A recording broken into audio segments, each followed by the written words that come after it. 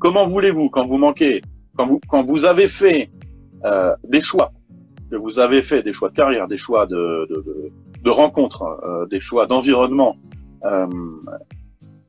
pour faire plaisir ou pour pas être rejeté ou encore pour pas être jugé. Comment voulez-vous, en subissant, en tolérant un environnement, un travail, éventuellement une personne ou des amis qui vous conviennent pas, comment voulez-vous, finalement, avec toutes les preuves de manque d'authenticité, comment voulez-vous rayonner de manière positive? C'est pas possible, hein, de toute façon.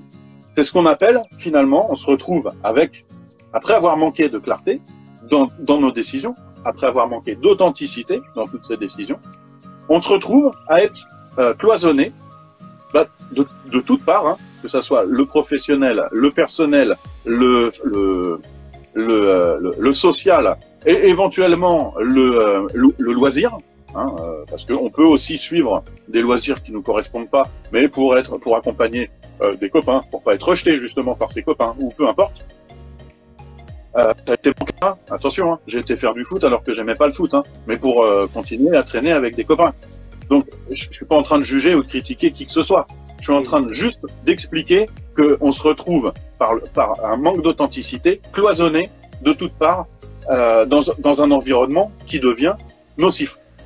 Donc, toxique, c'est le gros mot, hein, que tout le monde emploie, quand vraiment une relation nous affecte, une situation nous affecte. Mais un environnement nocif, c'est la même chose qu'une relation toxique. C'est-à-dire qu'on se retrouve étouffé et on se retrouve, comment dirais-je, amoindri au niveau de nos capacités, de notre force mentale, de notre capacité, de notre pouvoir de discernement et d'affirmation, justement, pour switcher, pour passer de l'autre côté, pour se sortir de ce cloisonnement. On se retrouve dans une situation de faiblesse qui nous maintient, justement, malheureusement, dans cette situation.